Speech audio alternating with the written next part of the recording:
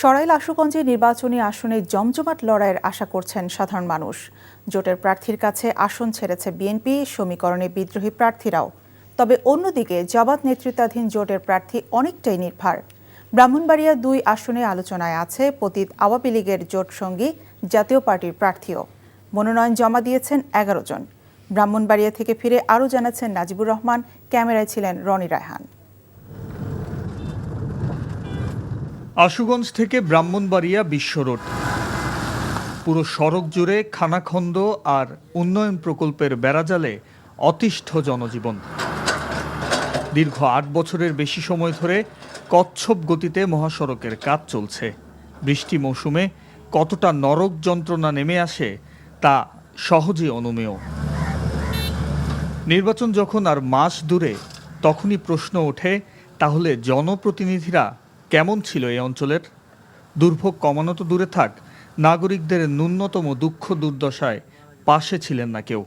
এই মিথ্যা প্রতিশ্রুতি আমরা আর চাই না, আমরা চাই প্রতিশ্রুতির বাস্তবায়ন। আমরা তো চাই এবারে ভোট সুস্থ হোক, সুন্দর হোক, সবাই ভোট দিতে যাক, সবাই ভোট দিতে পারুক। স্থানীয় ভোটাররা ধারণা করছেন বিএনপির অঘোষিত দুর্গ ব্রাহ্মণবাড়িয়া ২ আসনটি এবার হাতছাড়া হতে যাচ্ছে।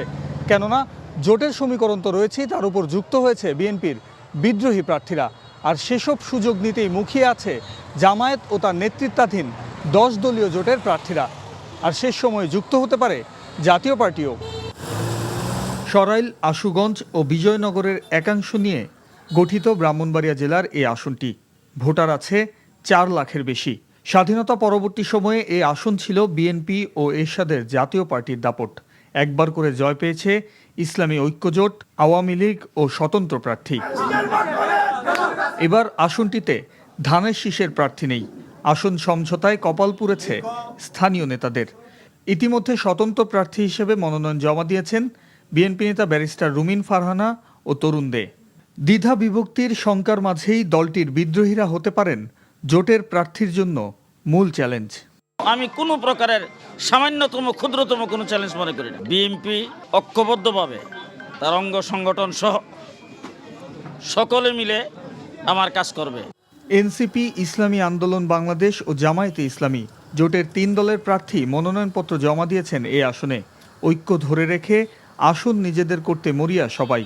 একজন এমপি মন্ত্রী এলাকা ছিল, তার গ্রামের বাড়িতে আমি হেঁটে যেতে হয়েছে। আমি বাইসাইকেলে যেতে পারি না, কারেন্টে যেতে পারি নাই। একটা মানুষ মেম্বার পাস করলে তার এলাকা গ্রামের কাজটা করে। এই যে এমপি মন্ত্রী হওয়ার পর তার কাজটা করা নাই। এই সবগুলোর কারণেই জনগণ ওই সমস্ত নেতাদের প্রতি অনেকটা শ্রদ্ধা কমে গেছে।